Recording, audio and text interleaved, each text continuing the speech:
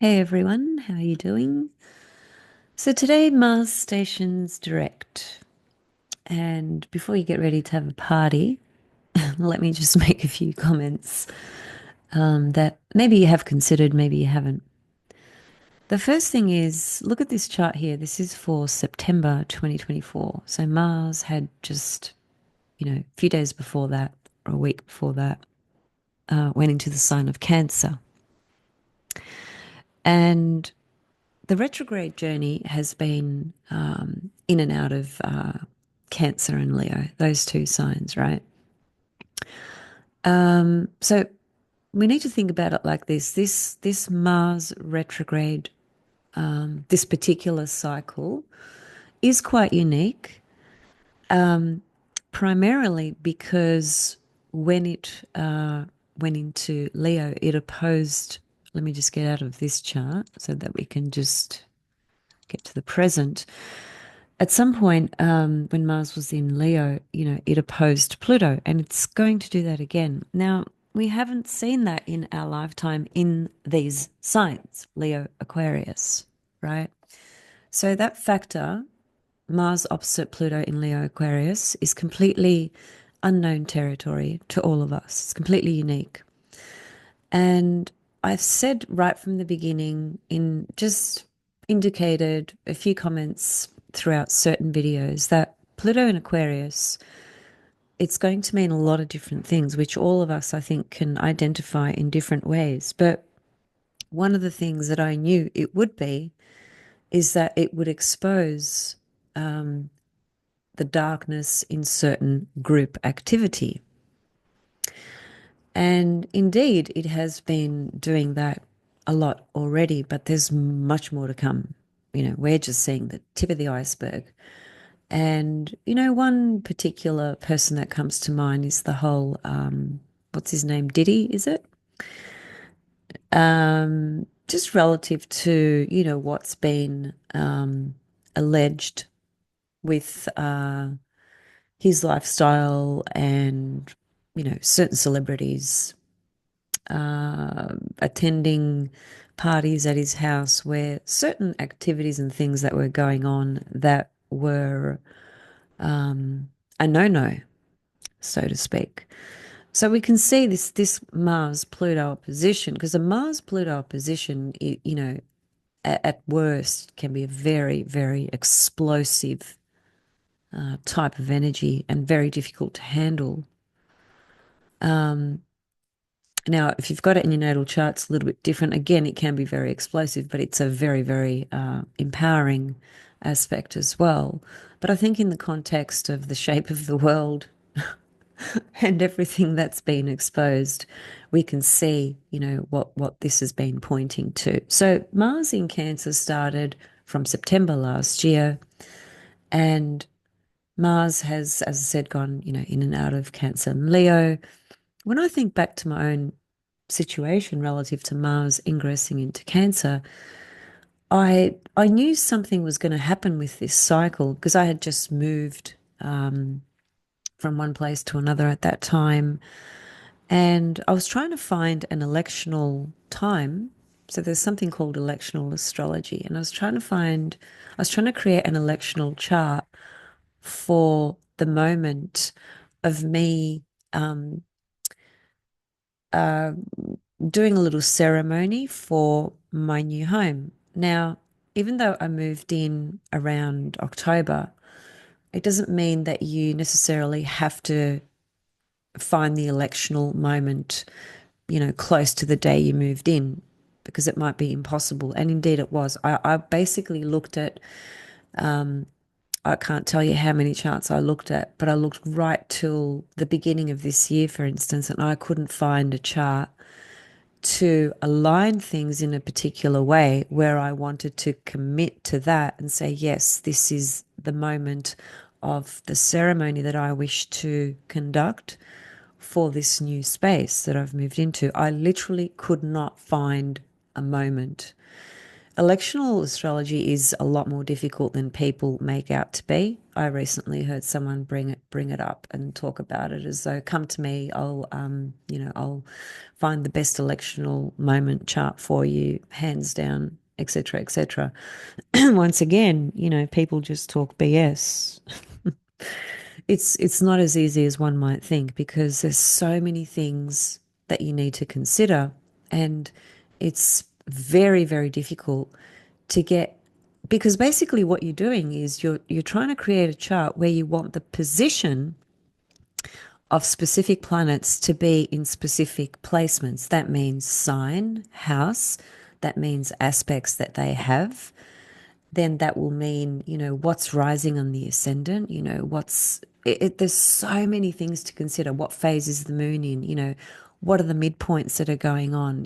There's so much to consider, I assure you.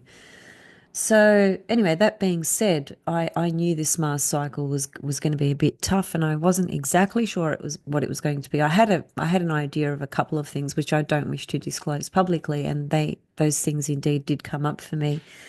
So I guess in short, what I'm trying to say is that even for your own self, think about this retrograde cycle of Mars as really starting, although the retrograde cycle, started on the day that it did.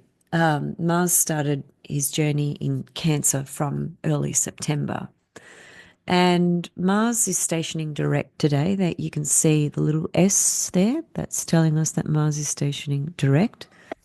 And although, yes, that can bring some sense of relief or maybe a sense of clarity relative to certain decisions and actions that you wish to take around matters perhaps that have been transpiring, over the last few months.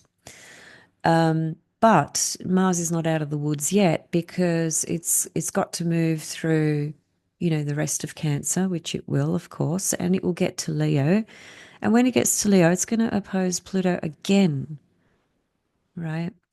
And it's sort of part and parcel of the whole journey of Mars being retrograde and or, Mars starting the journey in Cancer from back in September. In addition to that, Mars is going to be out of bounds until, what was it? I think April. Yeah, until April the 7th, right? So there's still a few factors there that bring up a sense of volatility about this particular Mars cycle. And Mars in Cancer, is in its full position as well.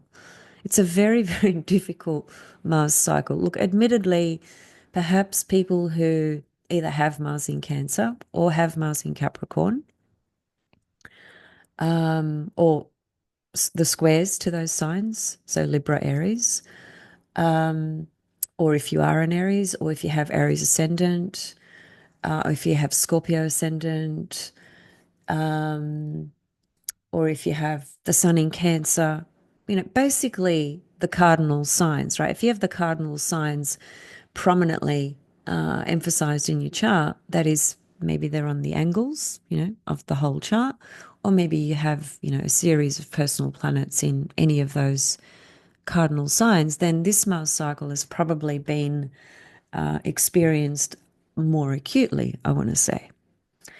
Which I think is a pretty fair, broad statement. I think many people would relate to that.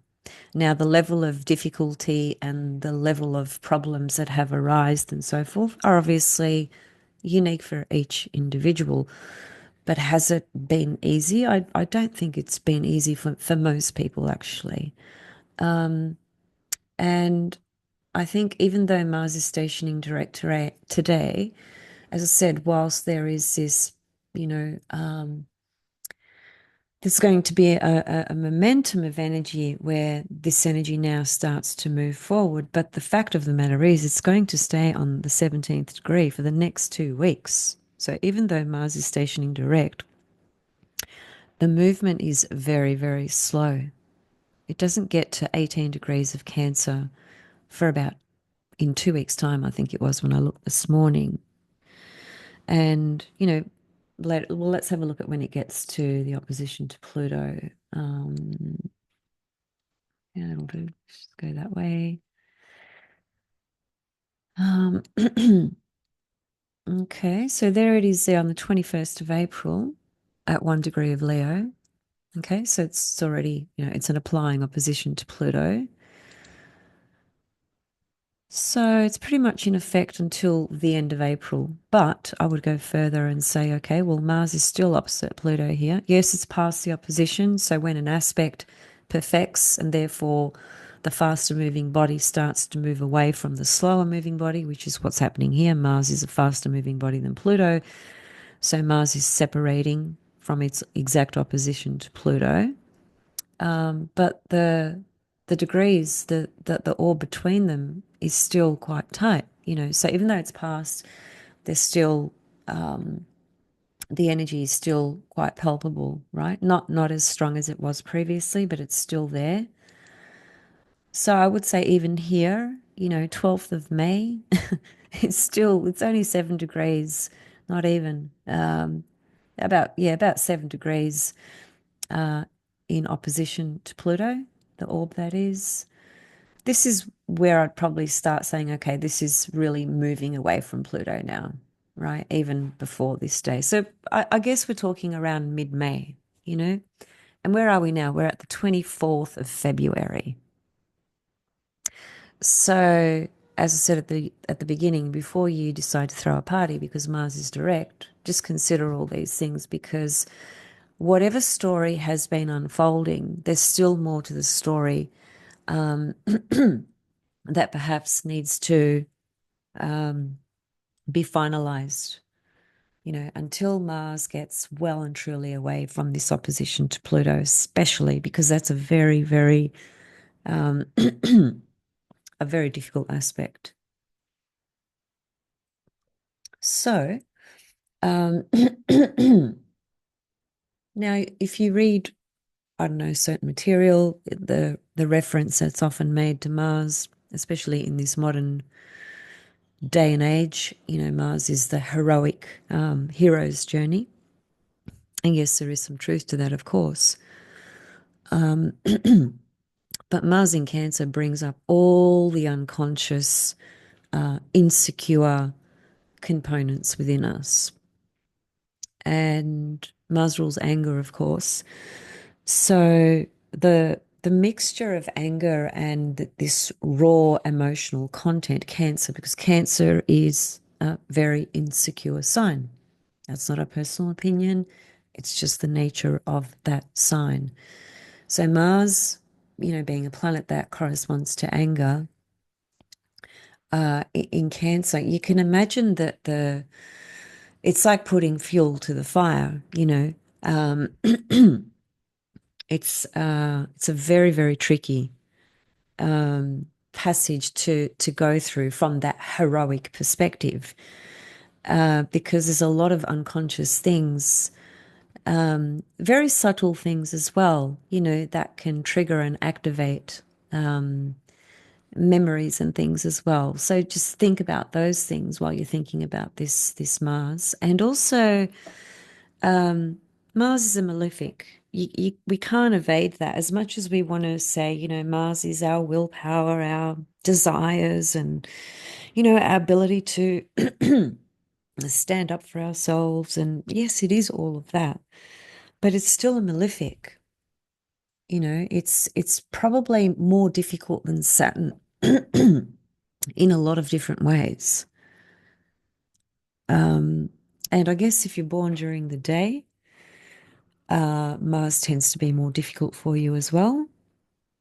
If you're born during the night, it's said that Saturn's more difficult. So, if you're born during the day, pardon me, and this Mars has been, aspecting different things in your chart because you've got cardinal energy going on and so forth,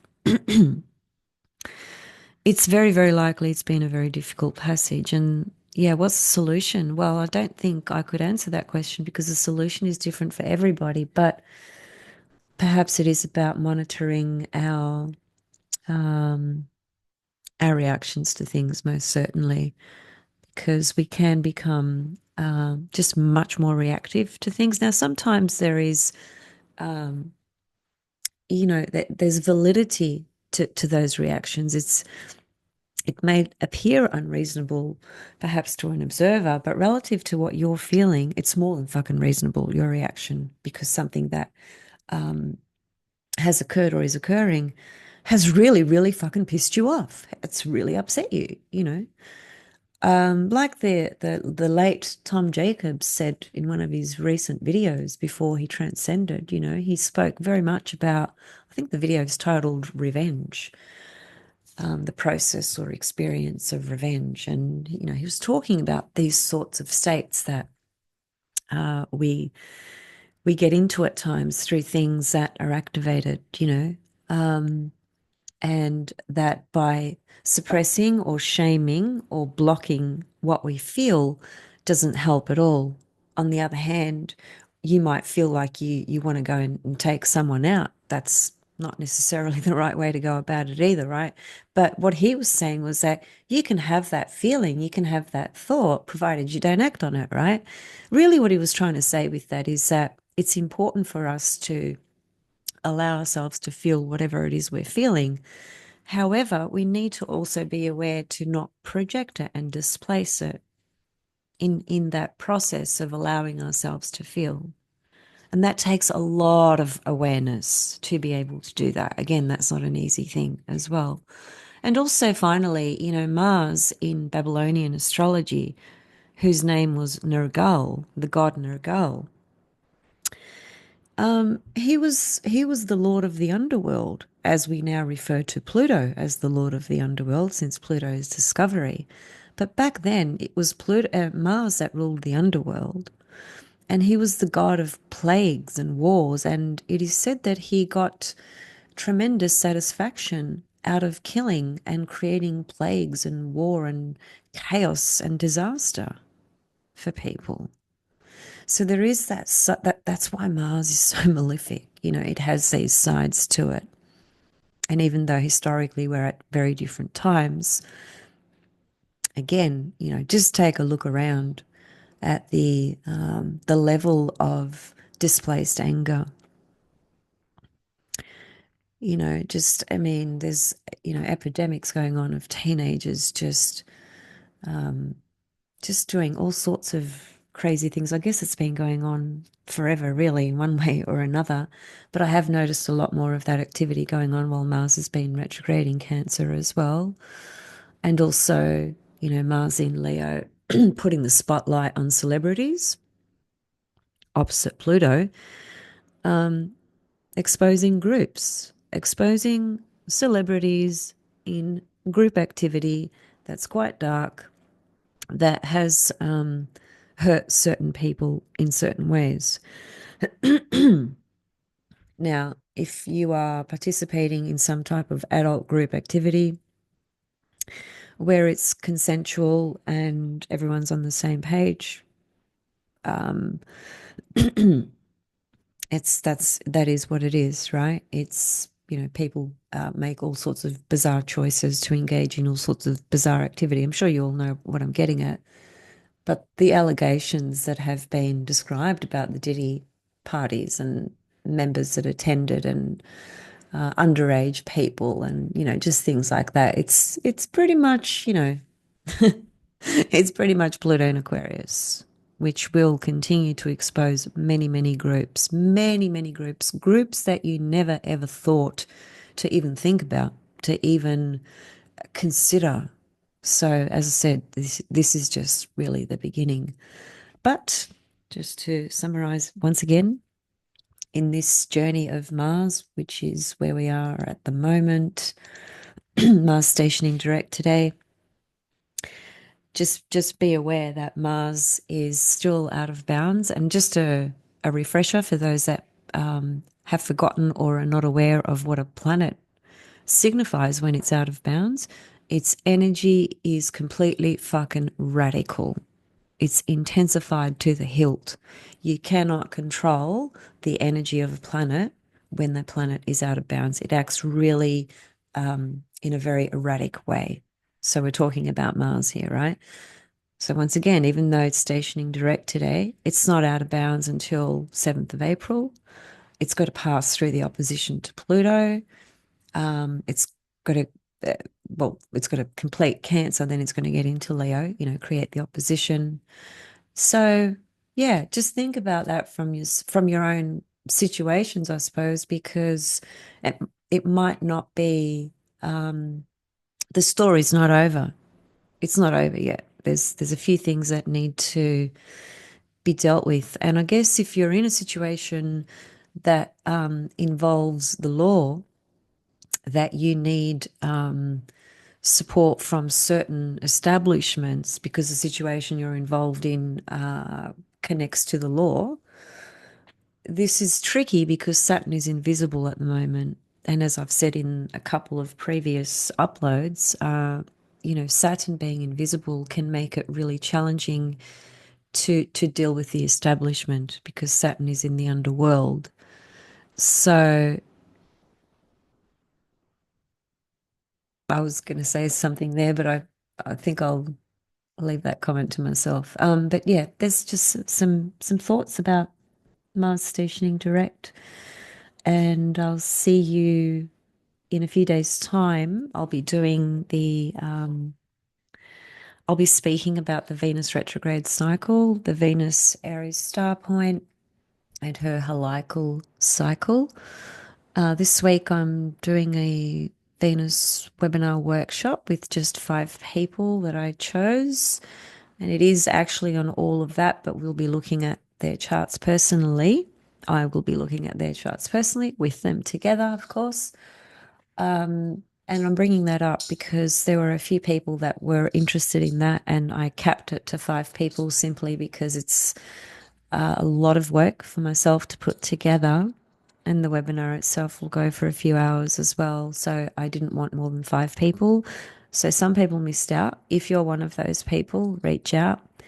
Or if you're hearing this now and you want to be a part of this workshop, just send me an email. And because I am planning to possibly do one more, maybe in the next 2, 3 weeks, which will be during Venus's retrograde cycle.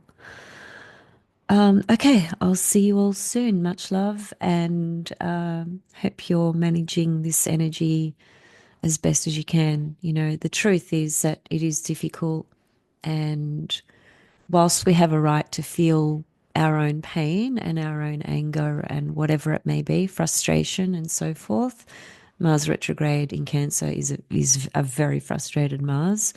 We do have the right to feel those things. I guess it's just about being aware of whether we're just displacing that and or projecting it, simply because we are so out of touch with it ourselves, which is typically what happens.